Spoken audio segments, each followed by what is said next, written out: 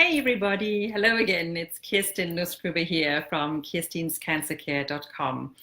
And on today's Facebook Live, I want to focus on a topic that I elaborate on in depth in module number 2 of my online program called First Steps to Take Control of Your Cancer Care. And it's called What Makes Cancer Tick? And why I chose that and why it's a very important topic for me that I dedicated an entire module to that is simply we have to ask ourselves, is there something that all cancers, no matter where they originate from, have in common?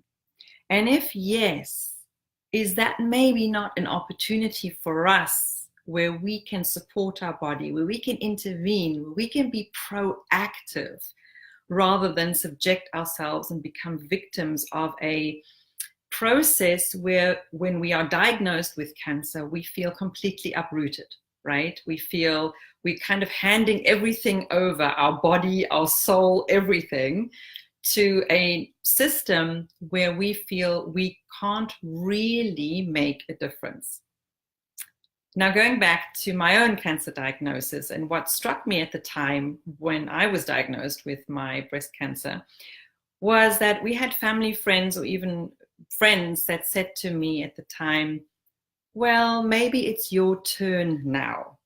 And why this is of significance is simply because when I was diagnosed, my mother had just received a recurrence of her breast cancer and was undergoing through treatments on a different continent at the time. And her sister, my dear aunt, she actually passed away from metastasized breast cancer at her age 39, and that was in 1995.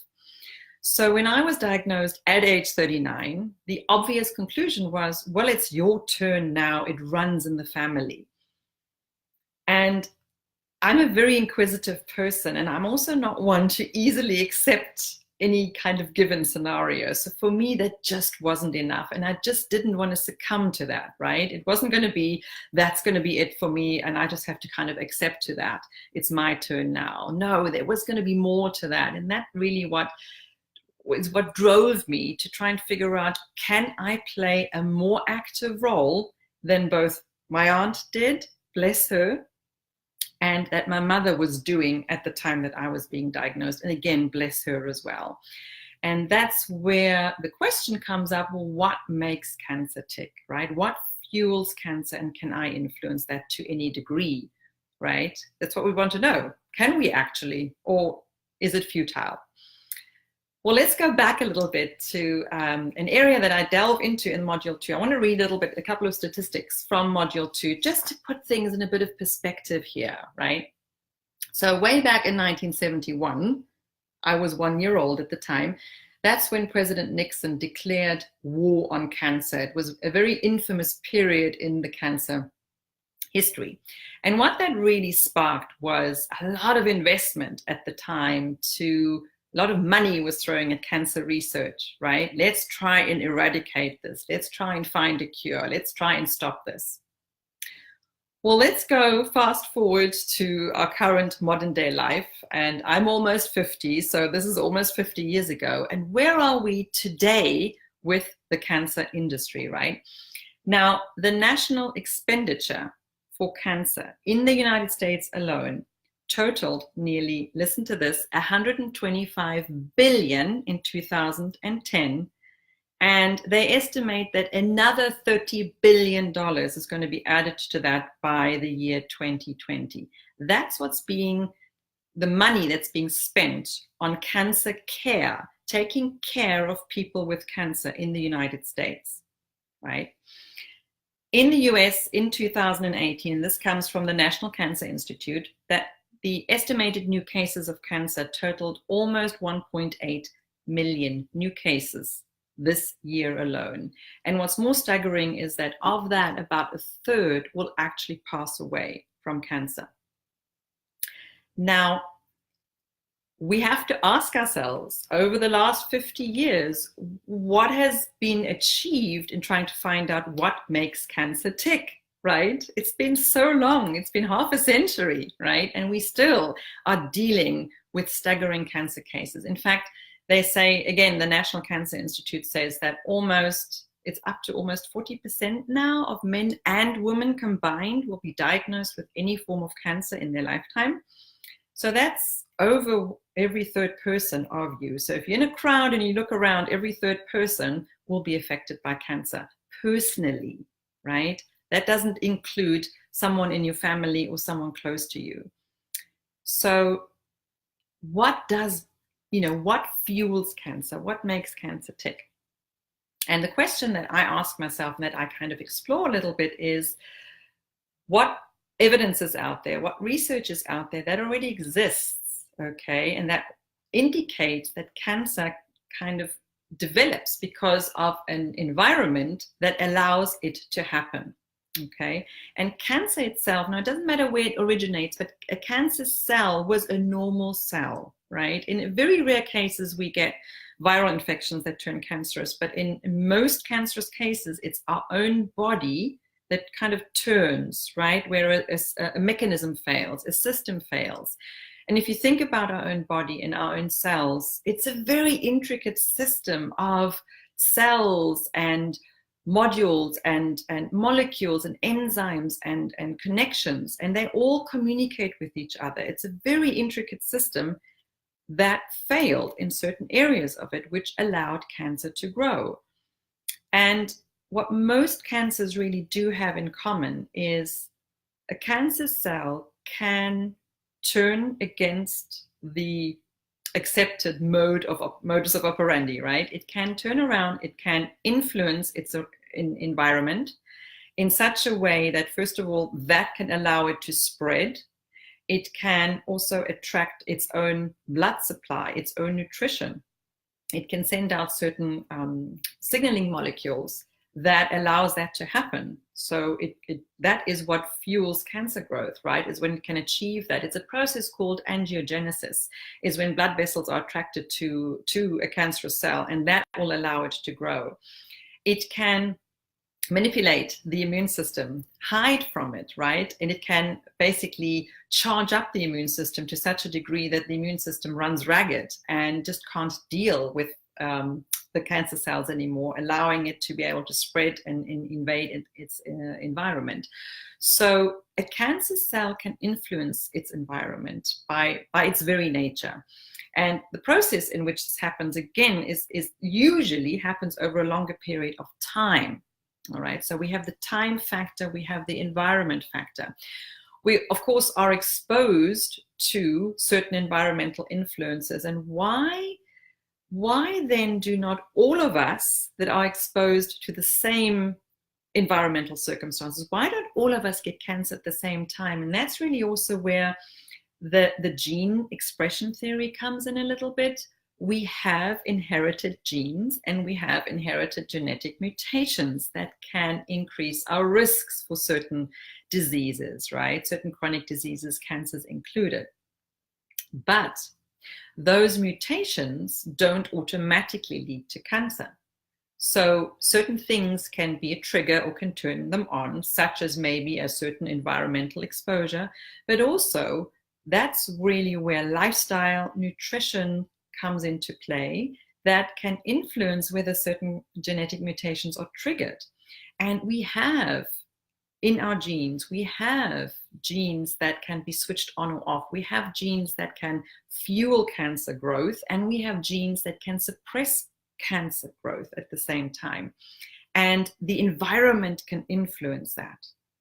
And that's the cool thing for me, is that's where we can become proactive, because we can figure out that what we do, what we eat, how we live, right? How our what we do to our bodies can really set the stage whether certain genes can be activated or silenced. And especially with my nutrition background, my oncology nutrition background, which is so fascinating, we have certain elements that we can really influence, we can use. We can, for example, use spices, right? And I delve into that in detail in this particular module as well, and also what these spices can do. It really gets quite fascinating as we bring some of the biochemistry into this and understand how we can really fuel cancer growth, or we can suppress it, right? that's usually also where the question comes in from an environment and nutrition point of view. Sugar fuels cancer, right? Should I give up all my sugar? And is that really going to stop my cancer growth? And I look at that from a point of view because it's not as simple as it seems, right? It's not as simple as to say, just stop all your sugar intake. We have to look a little bit beyond that and look a little bit into the body as well. What kind of mechanisms are at play when we look at this whole sugar fuels cancer issue, right? There's a lot of underlying conditions that exist in the body that allow that to happen. And again, that's where the bio-individuality comes in. Some of us have lived a certain lifestyle that has been very inflammatory, right? Inflammation causing. And this is inflammation we might not even be aware of, but that's lingering in our system. And we need to look at that. We need to understand, is that condition still there? And is that potentially fueling my cancer or adding to a scenario in which the cancer can happily thrive away?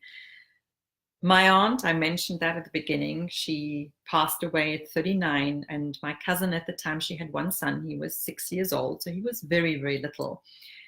She was a smoker. She was a heavy smoker, and she was first diagnosed with cancer at her age 34, and then at 39 there was a recurrence, and at that stage it had metastasized to the liver, and she refused to stop to smoke. And looking back now, I didn't understand it so much at the time, although then the smoking issue bugged me a lot, but there were other underlying factors there too that could have potentially fueled to an environment that suppressed her immune system, because that's essentially what we want to try and stimulate, is our own immune system, because that is what can keep cancer in check. And if it didn't, then that's a weak link, and we need to try and figure out what is that weak link. And we look at that from various angles, from various perspectives, but that's really the crux of it, is why did our immune system not manage in this instance? And many of our conventional cancer treatments, and I've been a recipient of them as well, but many of them actually suppress the immune system. And again, we need to be cognizant of the fact that that's what they do. So let's try and not counteract them, but let's try and work with them so that this suppression of the immune system can be looked at also from our nutrition and lifestyle choices. And again, that's something that my course is all about. My First Steps program is to try and give you some tools, some mechanisms in which you can proactively support your environment so that the cancer can't continue growing, right? And that you can actually support your immune system. You can support your health to try and deal with the disease state, the cancer state, and also the state that your body's thrown in when you're undergoing conventional treatments, which are still incredibly toxic, although a lot of inroads are being made these days as well. Okay, so we always have to kind of balance the scenario a little bit and understand what we're letting ourselves in for. And one thing is for sure is that our environment that we live in, that really does contribute to fueling our cancer growth, or creating a system that is just too weak, creating little weak links, right? And we need to look at that, right? Nutrition plays a big role. Our mindset plays a big role into that as well. The toxicity, the emotional toxicity as well, but also the environmental toxicity, how we can reduce that. So important, right? People always say to me, will that make a difference? And I have to say, absolutely, that will make a difference, right? Whether you choose option A or choose option B, you always want to choose that part that has less toxicity in it, because all of those things added up, that's what makes cancer tick, right? And we can at least try and influence that with all the tools we have, with all the perspectives that we need to address to try and keep cancer at bay, right? And try and understand how we deal with cancer and what that means for us. It's usually a warning sign by your own body saying we need to change something at this point in time. We can't continue the way we have, right? Certain parts of our lives need to be changed and addressed. And if we are really, really honest with ourselves, we usually know, right? We usually know what we need to address. And it's something that we maybe ignored maybe pushed to the side, maybe we're too lazy to address, maybe we're too busy to address. But the body speaks, right? The body speaks very loud when we have cancer, and we have no choice but to address what it is. And that's where the First Steps program helps you guys, right? Helps you to try and address, what do I start with? What areas are very important that I start looking at? And it's very important for me to provide you with that toolkit, because I would have loved to have had something like this. I picked and pieced everything together. I said at the beginning that I'm a very inquisitive person and I do a lot of research, but I also need to know what works for me, what's practical for me to do, and where's my path forward, right? Because a lot of information, I can't do everything at once. It's so overwhelming, right? So we have to figure out, where can we start? And that's what the First Steps program is there to do. And I just want to mention to you guys as well that I have a special running right now. I know how important this program can be for some of you. So I'm offering it at a 60% discount, all right? Instead of $497, I'm offering it for $197 for a very limited time. And if you want to find out more information about the program and whether that is a right fit for you and whether those steps would certainly be for you, then you'll find the link to the information in the comment section here. And just click on that and you'll just get some more information about the program. But also share this with people that you know, because we don't know, right? We don't know what we can do. We think we just fall into this one track of conventional treatments, but there's so much else we can do to support ourselves, and people just don't know. So the onus is on us to spread this information. So please share this liberally with friends, family members, maybe colleagues at work, right? And leave comments, ask questions. I do respond to every single comment. Maybe not immediately, but within a 1 or 2 or 3 day period, I absolutely get back to all your comments. It's important for me that you understand what this can do for you and how proactive you can be in a very systemic way, but also in an evidence-based way, right? This is really based on solid research in the cancer integrative cancer care community, and I love to share this information with you. I also apply it to myself. I'm a lifelong participant in this post-cancer journey, and that's what it really is. Cancer is not an event that happens and we do something for a limited period of time and then we kind of let go and just hope for the best. We can stay proactive the entire time. We have to be. And it doesn't need to be in a very restrictive way for an extended period of time. There are so many things we can do that can influence what makes cancer tick. So again, the link is below in the comments. Take a look if the program interests you, or if you want to find out more information about it. It's a really, really great deal right now, 60% off for you. It's my gift to you, my summer gift to you. And thank you for listening, and thank you for all your comments. That's so great, right? I see Emily's on there. I see Kerry's on there. So thanks so much for being here. And I hope I'll see you on the inside, right? Take care for now.